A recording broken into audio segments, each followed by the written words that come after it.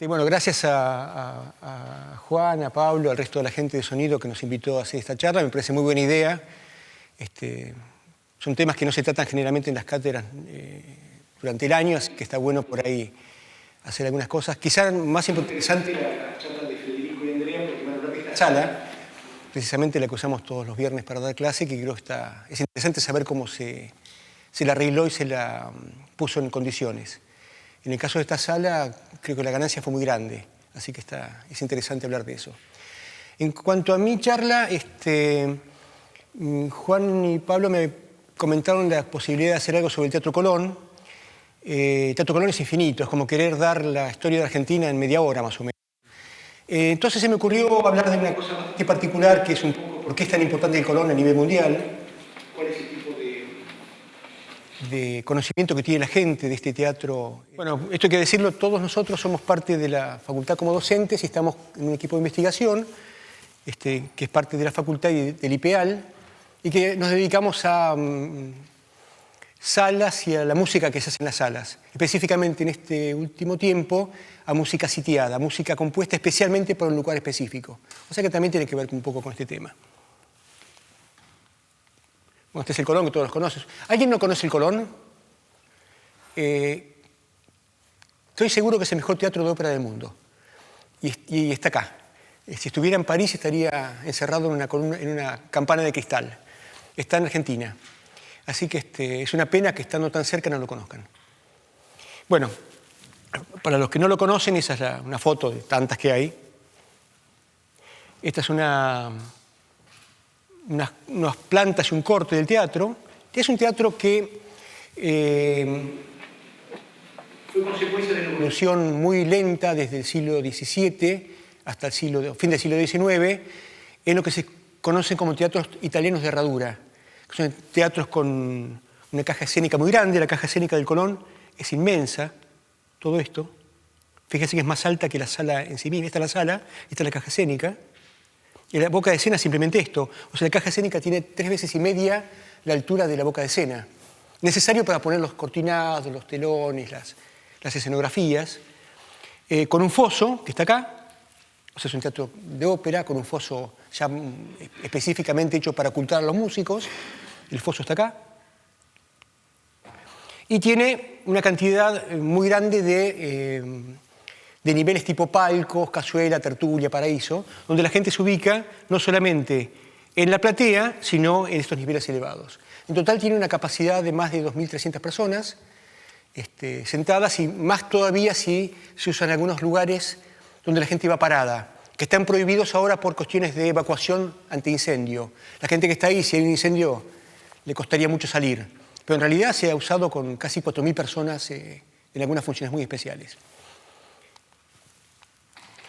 ¿Por qué es tan importante el Teatro Colón? ¿Quién dice que es bueno o malo? La calidad acústica de una sala para música la decide la gente. No hay mediciones físicas ni teorías. O sea, la gente dice me gusta más, me gusta menos. El tema es que no es cualquier gente. Gente acostumbrada a escuchar música, músicos profesionales, directores de orquesta, cantantes, músicos, instrumentistas, que muchas veces conocen todo el mundo. Gente muy conocida que ha tocado en casi todas las salas del mundo. Y esa gente dice que el Teatro Colón es muy importante. Hay una anécdota muy divertida, muy característica. Hace unos años una persona estaba en París, en la orquesta en la sala de la Bastilla, que es una sala muy nueva que se hizo en donde estaba la Bastilla originalmente, la cárcel de la época prerevolucionaria. Y un guía estaba mostrando la sala y las dependencias a un grupo de visitantes. Y el guía hablaba maravillas de la tecnología, de acá, de allá. Y alguien le pregunta, ¿y la acústica? La acústica es buenísima. No es el Colón, claro. O sea, el que estaba vendiendo la Bastilla era consciente de que no era el Colón. Como que el Colón era Maradona, Messi, Pelé, no sé, lo más alto que puede haber. Y así es considerado en el mundo. Sin embargo, obviamente es fácil decir de acá en Argentina que es el mejor de todo el mundo. Temas que dicen los demás. Y hubo 2 trabajos muy interesantes, uno del año 2000, en una revista muy importante de acústica, que hicieron 2 personas, Beranek e Hidaka, que es lo que estoy mostrando a la izquierda, que hicieron una encuesta con directores de orquesta, cantantes que conocieran cientos o más de cientos de teatros en el mundo, que podían comparar. Si uno no puede comparar, no puede decir que este es mejor que el otro. Gente que tocó en todos lados, digamos. Y la estadística esa dio que el Colón, que es no solo salió el mejor del mundo, sino que salió muy despegado del resto, que son el Semperópera de Dresden, la Scala de Milán, bueno, etc. Es decir, salió primero lejos. Un burrero diría que segundo no salía en la foto, directamente, ¿no? Los que les gustan los chuchos. O sea que como teatro de ópera, ese documento puso en números algo que se decía así en los corrillos musicales del mundo. Eso uno diría, bueno, qué bien, es un teatro de ópera y es el mejor del mundo. Qué suerte que esté acá, magnífico. Pero un trabajo del 2003, hecho por Beranek y otra gente, pero Beranek como principal autor, dio una cosa rarísima. Estas son salas para música sinfónica. A ver si tengo una foto. Las salas para música sinfónica son así. Esta es la sala de Boston. Son totalmente diferentes a los teatros de ópera. No tienen caja escénica, no tienen acá escenario con cortinas. No, es simplemente un lugar donde se pone la orquesta. Es una caja, casi una caja de zapatos, como se la llama. Y son salas especialmente hechas para hacer música sinfónica. Bueno, el Colón, volvamos a esto, que es esto, no tiene nada que ver, pero nada que ver, salió entre los mejores 3 salas para música sinfónica del mundo. Y estas 3 primeras, el Musikverein de Viena, el Boston Symphony Hall y el Colón, no tenían diferencias de jerarquía. O sea, eran los 3 que salieron primeros con casi empatadas. Estos 2 primeros, Viena y Boston, son salas de música sinfónica. O sea que el Colón, primero en ópera, entre los 3 primeros del mundo en música sinfónica. No hay un caso así ni cercano en el mundo. Cuando se hizo hace 3 años un congreso muy importante de acústica en Argentina, el congreso el más importante del mundo que se hace cada 3 años en distintos lugares, primera vez que se hacía en Argentina, se hizo en Buenos Aires, vino todo el mundo, las vacas sagradas de la acústica vinieron. Y muchos dijeron que vinieron a Argentina porque querían conocer el Colón, más allá del congreso. Que no podía ser que, dedicándose a la acústica, no hubiesen estado, aunque sea un rato, en el Colón en su vida. O sea que es una sala que tiene su historia y su jerarquía, y su fama. Además de las encuestas que hizo Beranek, ¿cómo se conoce la acústica de un lugar? ¿Cómo se la puede estudiar? Básicamente con mediciones físicas. Al ser una sala ya terminada, el Colón se inauguró en 1908, después de 3 arquitectos, una muerte en el medio, aparentemente a causa del Colón la muerte, según la historia, etcétera, etcétera. El Colón llegó a 1908 con un siglo de historia, y en ese momento, con el siglo, se hicieron estudios muy finos por una actualización tecnológica que ocurrió. De hecho, estuvo cerrado 4 años. Y acá tenemos algunas fotos de mediciones que se hicieron antes del cierre en el 2006 y antes de la reapertura en el 2010. Con la misma tecnología, la misma gente y demás. O sea, una manera de estudiar una sala es hacer mediciones. Las mediciones, por ejemplo, dicen que el Colón tiene algunas características físicas en base a ciertas normas internacionales, como la claridad, el tiempo de reverberación. Dan valores relativamente estándar, o sea que no se explica con esto, ni con esta tabla de valores, por qué es tan bueno el Colón.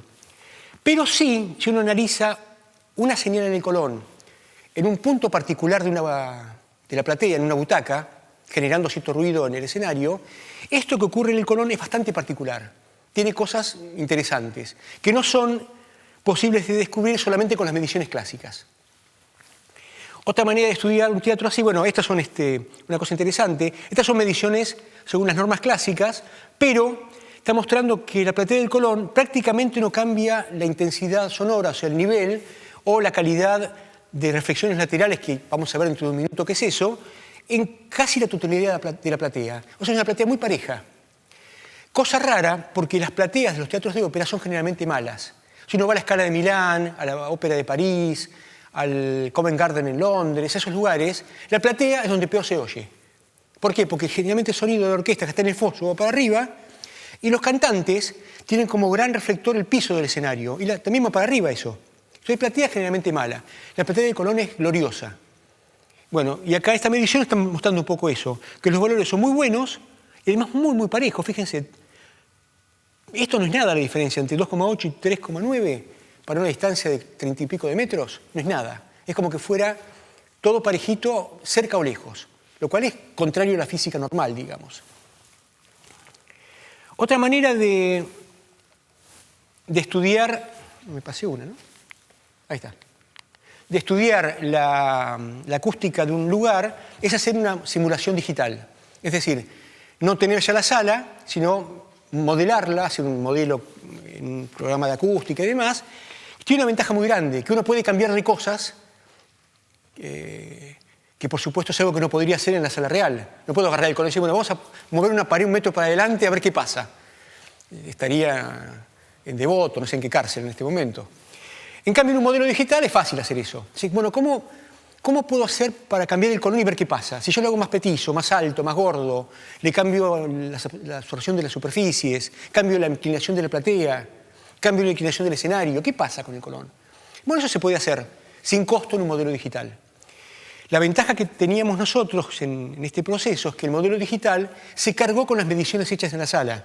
O sea, no es un modelo digital así hecho más o menos, sino que tenía toda la información que habíamos tomado puesta en él, lo cual lo convierte en una herramienta muy útil.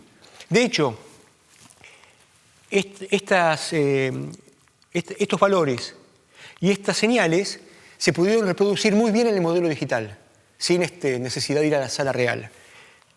O sea, nos daba confianza el modelo, nos daba confianza de que si hacíamos alguna modificación en la sala virtual, esa modificación iba a reflejar lo que pasaría en la sala real si se hacía lo mismo.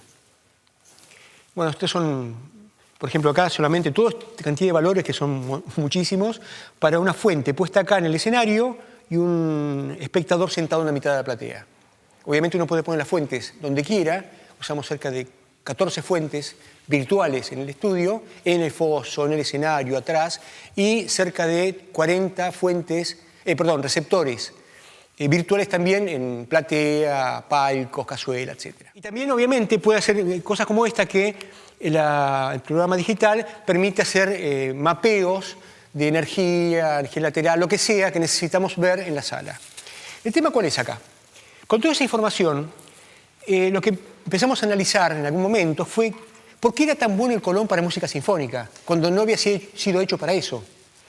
Entonces empezamos a ver que las buenas salas para música sinfónica, fíjense que tienen muy pocos espectadores arriba, casi todos están en la platea. O sea, estos son bandejas con 2 o 3 filas de butacas nada más. La gran cantidad de gente está acá abajo. En las salas sinfónicas la platea es lo más importante, y donde se oye mejor la música de las orquestas. Y nos dimos cuenta, bueno, no nosotros, sino muchos investigadores en el mundo, que la música sinfónica, cuando la sala es buena, ¿qué pasa? Sale la música del escenario, rebota, por ejemplo, en este angulito que hay entre la bandeja y el techo, el techito de esta bandeja, y vuelve. Mucha energía lateral, de costado, está volviendo con mucha potencia y sin cambios espectrales a la platea. Es por eso que en este lugar, que es Boston, que es una sala maravillosa del mundo, si uno está en la platea, siente que el sonido lo rodea. Uno siente realmente en Boston que está en un mar de sonido. Hay una sensación de estar envuelto en sonido muy fuerte. El sonido es casi tangible, masticable, uno lo puede tocar. Por supuesto que es una imagen esa, ¿no? En las salas de ópera, por las características propias, el sonido va para arriba. Entonces se puede escuchar muy bien en un cuarto, quinto palco, pero no en platea. En el Colón empezamos a ver algunas cosas interesantes. Para empezar, la herradura, la forma de la planta del Colón es bastante más alargada que casi todas las otras salas. Me acuerdo esto es Andrea, es de la tesis de Andrea, pero me acuerdo con las otras, pues está la Scala de Milán, bueno, salas muy importantes del mundo, y el Colón es el último, que tiene realmente una pared casi recta, muy grande, hasta el final de la herradura. Esta pared, si uno la analiza, genera reflexiones muy, muy buenas en toda la parte central de la platea, que es la peor generalmente. O sea que esta herradura no es una herradura común, es una herradura muy, muy efectiva que no se da en casi ninguna de las salas tradicionales de ópera del mundo, que hay cientos o miles, no sé cuántas habrá. Ahora bien, sí, la herradura es buena, pero la música o el sonido queda atrapado en los palcos, porque son muy profundos, o muy petizos, o muy absorbentes, tampoco serviría. Y miren qué interesante, el Colón, esto también de tu tesis, Andrea, ¿no? De la tesis de Andrea, el Colón, para la misma cantidad de palcos o de bandejas, es un 30% más alto. O sea, esta es la escala de Milán. Y este es el Colón. Tienen capacidades similares y todo. Pero fíjense la diferencia de altura. En la escala de Milán, cuando la onda llega a un palco, es tan petizo y tan profundo que no puede salir. Entonces no vuelve a la platea. En el Colón hay tanta distancia, ahora vamos a ver fotos, que la onda perfectamente llega acá, pega en la pared de atrás, pega en el cielo racito ese del palco superior y vuelve. Se ve muy fácil en esta foto. Fíjense, viene la onda por acá, la cabeza de la gente está acá. Tienen todo esto libre arriba. O sea, es un espejo de sonido que está devolviendo ondas de muy buena calidad, sin casi cambio espectral, a la platea. Fíjense, acá se ve bien. En platea está acá, viene la onda por acá, rebota ahí y vuelve sin problema. Esto ocurre en todos los niveles, hasta el paraíso casi. Y lo interesante es que esta situación se da hasta por acá nada más. El resto de la herradura es mucho más profunda. Entonces uno diría, ¿a quién se le ocurrió hacer esto? Porque esto no es canónico, es extraño, es raro. Es una anomalía del caso Colón. No ocurre en otros teatros de ópera. ¿Por qué lo hicieron? Ni idea. Ahora, el resultado acústico es increíble. Y acá se ve también, bueno, de costado, incluso estos palcos Evanescent, con esta forma así de bote, estos palcos generan reflexiones muy buenas en las primeras butacas, que no llegan a ser pintadas con los rebotes laterales. O sea que el Colón, pese a ser un teatro de ópera, se está comportando en la platea casi como una caja de zapatos del siglo XIX, casi como una sala especial para música sinfónica. Y acá en la modelización pusimos un tipo tocando en el escenario, pues un violín, alguien tocando acá, un lugar malo para un teatro normal de ópera. Y en el Colón tenemos, además de sonido directo que viene del escenario, una reflexión en el primer palco bajo, una reflexión en el palco alto y una reflexión en tertulia. O sea, una especie de ametralladora de reflexiones de los dos lados y en muchas secuencias que hacen que esa persona que está escuchando música ahí oiga que viene de todos lados, casi como surround. Por supuesto que si estas reflexiones tuvieran mucho retardo sería un eco. Precisamente la maravilla es que ninguno es un eco. O sea, todas caen dentro de un periodo temporal que permite integrarse al sonido directo. Es maravilla esto. Eso explicaría en parte lo que es el Teatro Colón como un teatro de ópera, de música sinfónica. Ahora, ¿por qué a la vez se comporta tan bien como música de ópera? Bueno, la música de ópera, así como en la música sinfónica, lo importante es escuchar el sonido muy presente, con cada timbre preservado, con el balance orquestal muy bien. En la ópera, el elemento clave es el balance entre el cantante y la orquesta. Digamos, si el cantante es tapado por la orquesta, el teatro es malo, directamente. Es más, he estado en teatros de ópera donde el cantante era muy potente frente a la orquesta casi no se oía, el resultado era bueno, porque realmente la gente va a escuchar mucho el canto en la ópera, y la parte orquestal está generalmente como un acompañamiento, salvo en óperas muy contemporáneas o muy especiales. Quizá en un Wagner no sea así, pero sí en un Donizetti, en un Bellini, eso ocurre así. Y en general, el balance, se mide en decibeles, es cuántos decibeles más tiene el canto que la orquesta. Y en general da muy buenos valores en la platea de Colón. Pero da buenos valores en esta parte. Esta parte, que va en el espectro entre 2000 y 3000 Hz, es lo que se llama en canto la formante del cantante. Los cantantes de ópera ponen la voz de una manera muy especial que en esas frecuencias tiene mucha potencia. No importa si es bajo, tenor, soprano o contralto. Esas frecuencias que las tienen todos, los cantantes de buena técnica meten mucha energía ahí. Están fusionando dos formantes superiores. Y precisamente en esta parte la orquesta puede ser superada por el cantante. En otros lugares no. Generalmente en otros lugares un pobre tipo cantante con 90 tipos tocando no tiene posibilidad de competir, salvo en esta zona.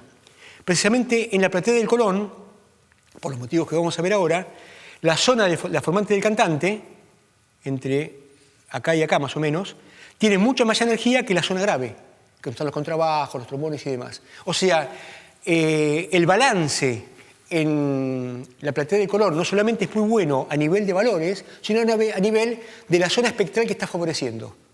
Es como decir, estamos sintonizados para que los cantantes suenen fuerte. ¿Por qué ocurre eso?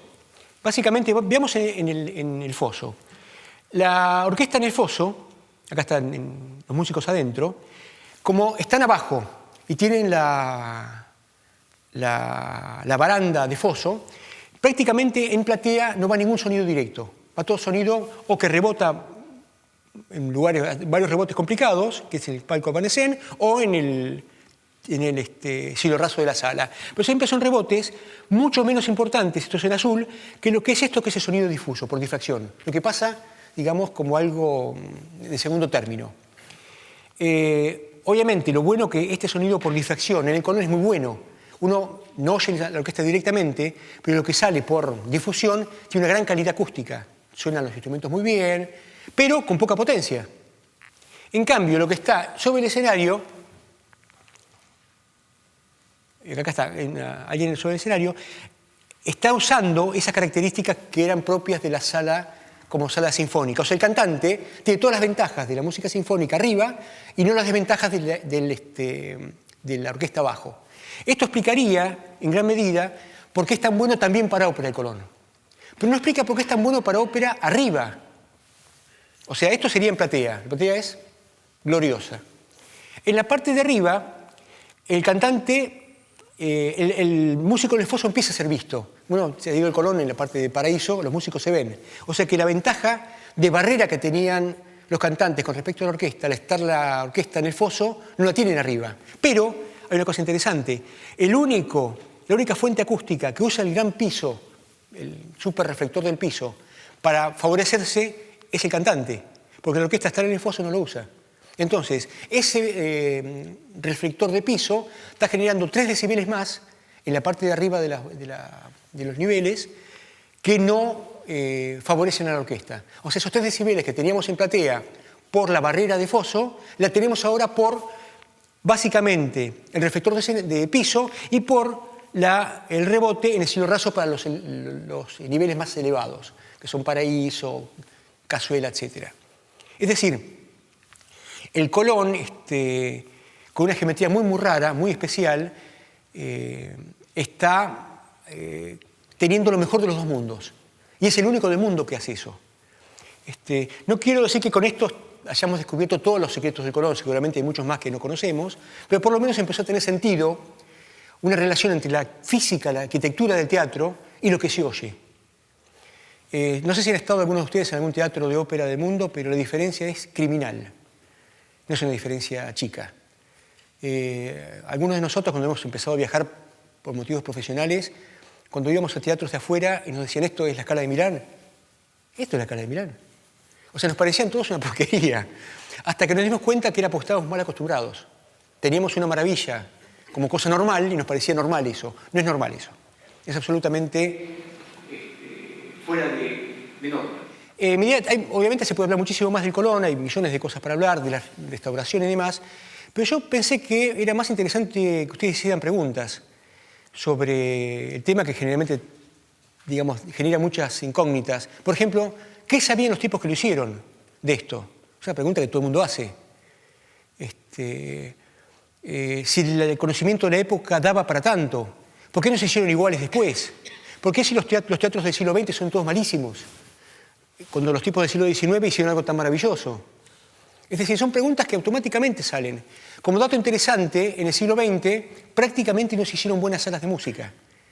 Todas las mejores salas de esa lista que estaban viendo antes son del siglo XIX o del principio del siglo XX. Pero durante el siglo XX muy pocas salas tienen real jerarquía acústica, salvo 3 o 4, por supuesto, excepciones, pero el resto no. Y esta gente no tenía computadoras, no tenía micrófonos, no tenía casi nada. Así que si quieren hacer alguna pregunta, me parece que vale la pena, si no yo sigo contando cosas. ¿Quieren hacer alguna pregunta?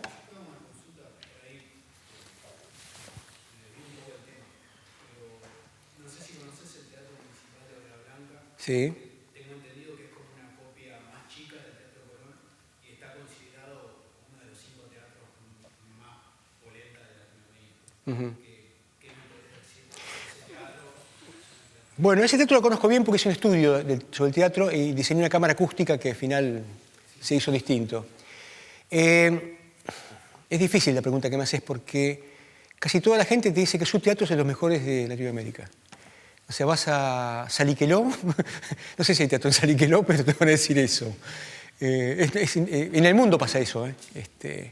Por eso que al principio, cuando dije que Colón era muy bueno, busqué refrendar esto con datos concretos y no solamente la opinión de los lugareños. ¿Vos sos de Bahía Blanca? Sí, se imaginaba. Sí. No, es excelente el teatro. En realidad es al revés. El Colón es más bien copia del de Bahía Blanca, o si querés verlo de esta manera, los teatros italianos en herradura, que es la tipología, que nacieron en 1600 y tantos, 90, 80, lo que sea, en Venecia, en Italia. ¿1660? El primero es 1630. El San Giovanni e San Paolo, sí. Bueno, fin del siglo XVI sería entonces. Sin foso en esa época empezaron a crecer muchísimo. El siglo XVII se popularizan, está lleno. Y el siglo XVIII es el momento de los grandes teatros, la Scala de Milán, la Fenice de Venecia, etcétera, etcétera. Fueron modelos muy exitosos, es el modelo más exitoso acústico de la historia, porque todavía se siguen construyendo igual, sin los adornos, pero con la misma tipología. El Teatro Argentino de La Plata es un heredero de eso. El Teatro de San Juan, que se hizo hace 4 o 5 años, es un heredero de esto. Es decir, es tan interesante la tipología, tan buena, que se lo repite. Y generalmente con este tipo de salas no vas a tener nunca un teatro de menos de 6-7 puntos, que es muchísimo en acústica. El Colón será 10, pero 6-7 ya es mucho. Y hace que, por ejemplo, cuando uno escuche el domingo una obra de Monteverdi en el Colón, bueno, Monteverdi estrenó estas obras en teatros parecidos, por ahí un poco más chicos. El Colón es muy grande, pero como el de Bahía Blanca, como el de Avellaneda, como el de 25 de Mayo, como el de Pergavino, hay tantos, hay por todos lados. Y ese modelo sí es bueno, el modelo es muy bueno, y algunos tienen alguna ventaja, alguna desventaja, pero siempre están, el de Bahía Blanca debe ser 8 puntos más o menos, que es muchísimo, muchísimo, es muy excelente teatro. Y está intacto. Una de las cosas del de Bahía Blanca tiene los pisos originales, de calcáreo, maravilloso. Ahora, con esa tipología, teatros muy grandes, los muy grandes son la Ópera de París, el Covent Garden de Londres, la Ópera de Viena, el Semperoper de Dresden, el de Mónaco. No son tan buenos, son demasiado grandes. Pero bueno, cumplen más o menos con las condiciones. Y el Colón, yo diría que es de esa serie, que tiene 3, 4 siglos de historia, de esa serie es el primus inter pares, el mejor. Te decía, la ópera de Monteverdi, que van a ser el domingo, están sonando muy parecido a lo que era en la época de Monteverdi. Y cuando Ligeti compone El Gran Macabro, que es una ópera, piensa en esa acústica. O sea, es una acústica que se ha mantenido casi inalterada durante 4 siglos. Es increíble. Es increíble realmente. No hay otra cosa parecida en el mundo a nivel de preservación de calidad acústica de un espacio. ¿Cómo se sabe eso? Porque hay teatros de esa época. Por mediciones, digamos. Mediciones y la práctica musical. Un músico, vos le decís, vas a un teatro de herradura y ya sabe lo que va a pasar. Sabe dónde le va a apretar el zapato, dónde va a mandar bien. No hay sorpresas. Vas a un teatro con una forma distinta y siempre son sorpresas. Nunca sabes qué va a pasar. Entonces, bueno, cuando se construyen estos últimos grandes teatros, el Teatro de Colón se empezó a construir en 1880 y tanto, en 1890, 20 años antes de la inauguración. Cuando el Teatro de Colón empieza a construirse, si bien había un conocimiento empírico de cuántas bandejas poner, cómo tenían que hacer, no había un conocimiento acústico que acompañase eso. Y tanto Garnier, que fue el arquitecto de la Ópera de París, como Tamburini, que fue el primer arquitecto del Colón, dicen cosas parecidas. No hay nada que me indique cómo hacer la acústica de la sala. Yo hago lo que se me ocurre, dentro de la tradición. Garnier le fue muy mal, la Ópera Garnier es una muy mala sala de ópera, de hecho no se la usa para ópera por lo mala que es. La Ópera de París, que es hermosísima sin duda, una sala maravillosa, el Fantasma de la Ópera, ¿no? Y el Colón es el mejor teatro de ópera del mundo. Cuando se estudió el Teatro Colón más a fondo, uno lo que hizo fue ver el modelo herradura italiano, que tiene ciertas regularidades, ciertas cosas que hay que hacer siempre. El Teatro Colón tiene 10 puntos clarísimos donde se aparta del canon histórico. Esos 10 puntos son a favor de la acústica del Colón.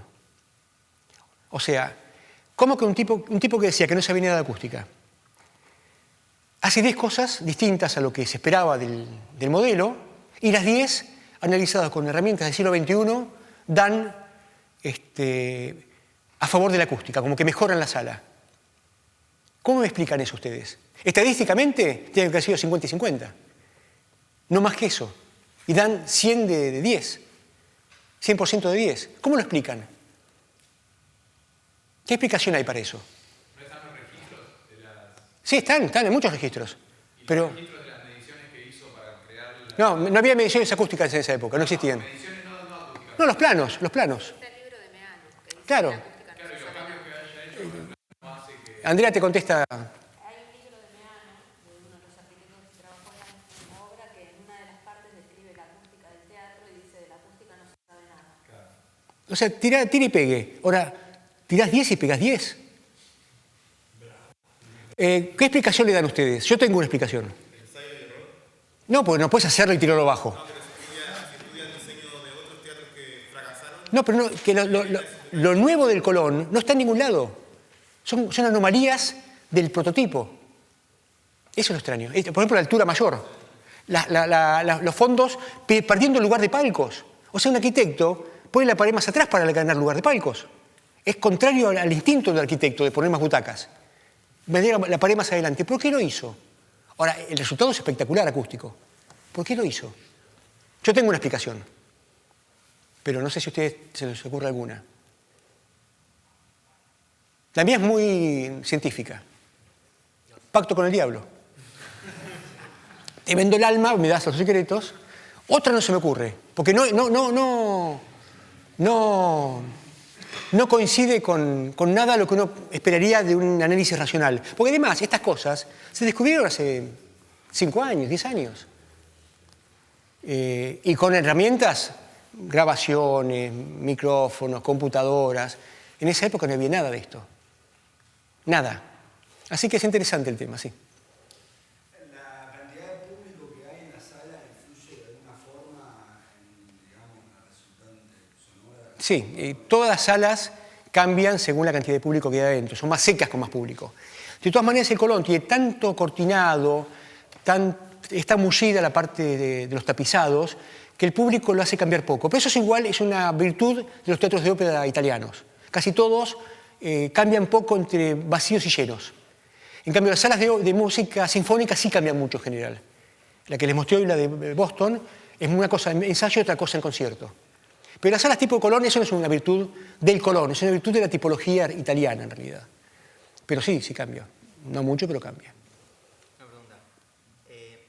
¿De qué depende el tipo de madera que se use para un escenario? Supongo que no será, que no dará lo mismo cualquier tipo de madera. No, la madera de los escenarios es uno de los grandes temas de la acústica contemporánea. Es más, no solamente la madera, sino cómo se la coloque, si con las tablas así o las tablas horizontales. O sea, de fondo hacia adelante, hay libros sobre cómo se colocan las tablas. Por supuesto que nadie sabe cómo tienen que colocarse. Y terminan colocando según la comodidad del carpintero que arma las maderas, digamos, ¿no? Pero en el caso de tanto en las salas de ópera como sinfónicas, se busca que los instrumentos graves resuenen bien, contrabajos, violonchelos, que como están tocando la madera, el piso es parte de su resonador. O sea, un cello puesto acá en un piso duro no suena nada. Puesto acá sí suena, que tiene una cámara de aire, sea chiquita, abajo. Una sala sinfónica, una sala de ópera, tienen metros de aire a veces, y eso hace que el sonido sea mucho más profundo. De todas maneras, la diferencia entre piso de sala de ópera y piso de escenario de concierto es muy diferente en cuanto a la madera, si bien tienen que resonar los dos, porque en la sala de ópera tienen que tener un piso que uno pueda clavarle un clavo, sacarlo y que se cierre después. Usan peteribía, haya, maderas muy elásticas porque son para escenografías y se clavan en escenografías. Entonces, si uno tiene una madera que no hace eso, a los 2 meses te queda sin piso. En cambio, los pisos de salas sinfónicas generalmente son claritos, se lustran, no son oscuros, y se supone que no van a ser clavados. Son maderas mucho más parecidas a las de los instrumentos, como pino armónico, pino hemlock, pino canadiense. ¿Mm? Sí.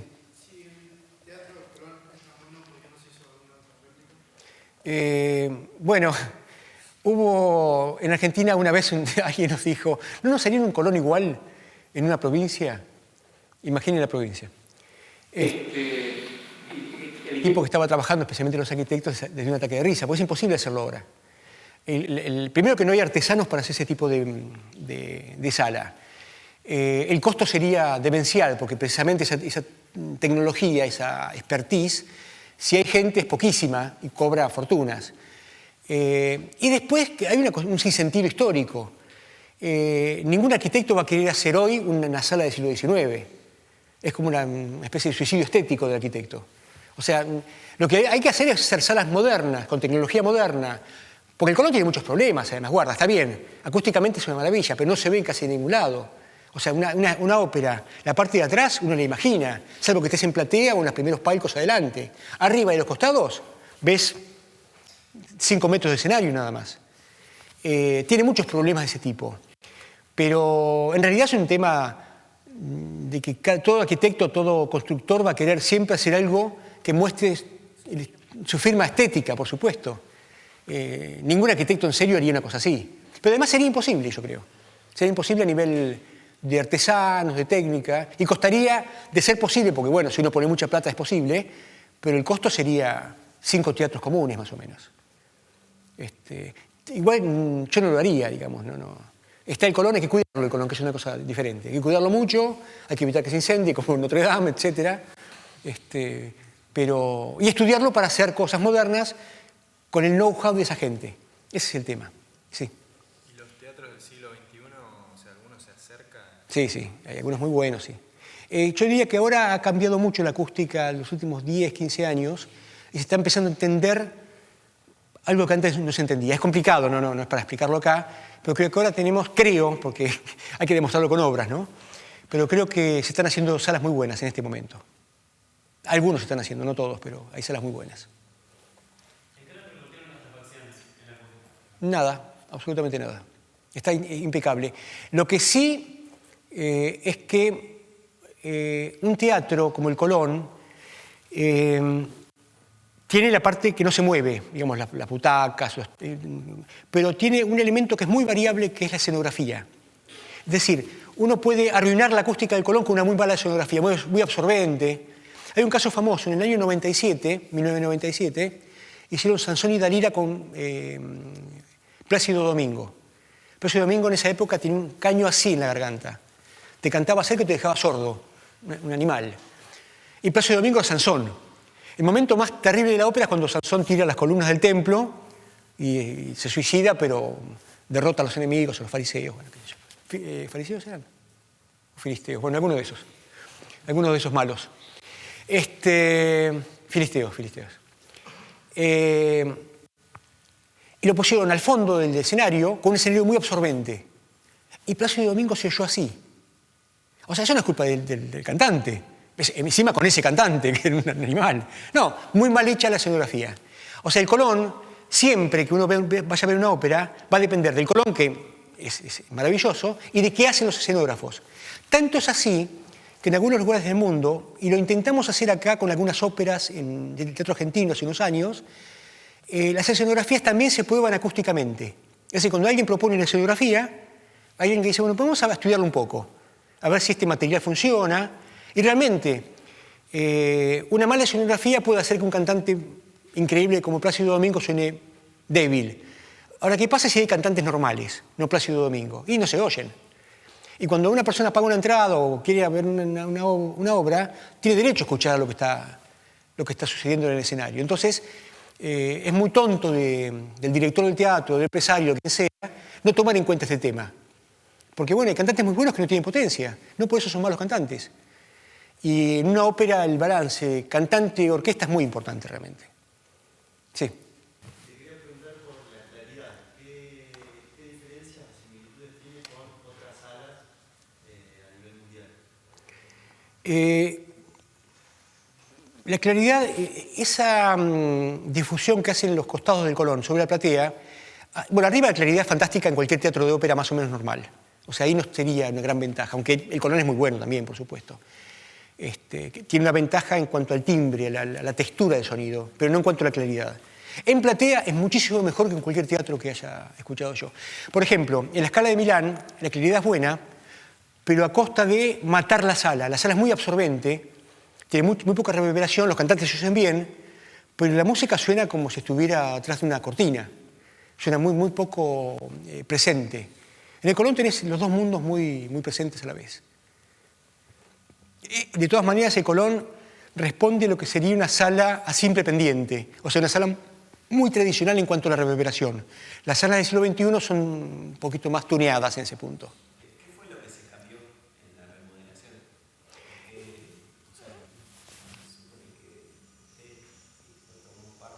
No, es así. La modelación de Colón, en general, cuando uno hace una sala nueva, trata de ser muy audaz. O sea, hacer algo que no se hizo nunca antes y tirar una ficha a pleno. Me juego un pleno a tal número. Si sale bien, todos contentos. Si sale mal, te cuelgan de la plaza pública del centro. Pero en el Colón era a empatar. Lo mejor que nos podía salir era un empate. O sea, hacerlo tan bueno como estaba antes. No perder nada. ¿Por qué mejorar el Colón? Mejorar a Maradona, a Messi. ¿No? Ya sé que Messi está en momentos bravos, pero yo me lo banco todavía. Mejorar eso que es tan bueno es imposible. Vamos a mantener la calidad que había, no perderla. Fuimos sumamente conservadores. Todo lo que nos daba alguna duda se dejaba como estaba. Y solamente admitimos cambios, por ejemplo, en la parte de controles antiincendio, sensores de humo, sensores de temperatura, sprinklers, sistemas de rociado, cuando estábamos seguros que no iba a haber ningún tipo de cambio en la acústica. Ahora, se cambió todo el textil, butacas, cortinados, telones de paso, entelados de paredes, que era el 100% del material absorbente de la sala, que le daba su carácter de reverberación y de reflexiones tempranas. Eso se cambió totalmente. No era la primera vez que se cambiaba de todas maneras. No es que estaba de 1908 y se cambió ahora. Se cambió varias veces. La última, antes de esta, fue durante la dictadura militar. Se lo cambió en un verano y nadie se enteró. Y como nadie se enteró, nadie dijo nada. Pero pusieron materiales con mucho poliéster que eran inflamables. O sea, el Colón, ante una chispa, hubiera volado. Era una cosa terrible. Tenía un riesgo de fuego muy grande. Por eso, más que nada, se hizo no era una cuestión estética la puesta en valor, era fortalecer la resistencia ante un siniestro. Se cambió todo eso, y eso sí, podía haber cambiado mucho la acústica, pero se hizo con mucho cuidado. Nuestras cabezas iban en eso, obviamente. Y éramos unos cuantos, no era yo solo, éramos unas cuantas personas, y bueno, salió bien, y hoy en día la metodología, que fue novedosa, se está usando, ya se usó en 7 teatros del mundo como metodología modelo para restauraciones. Lo que pasa es que se está usando mal, porque es una metodología para preservar algo muy bueno. Ahora, ¿qué pasa si esa metodología se usa para un teatro que no sea muy bueno? No conviene usarla, conviene usar una que permita detectar dónde está el problema y mejorarlo. Pero bueno, son temas más de internas entre grupos, digamos, ¿no? ¿Se pensó alguna vez para mejorar la parte acústica del piso, las reflexiones del piso, en una cámara con agua? No. Tema del agua, bueno, último tema. El tema del agua es uno de los temas más simpáticos del Teatro Colón. Le cuento cómo.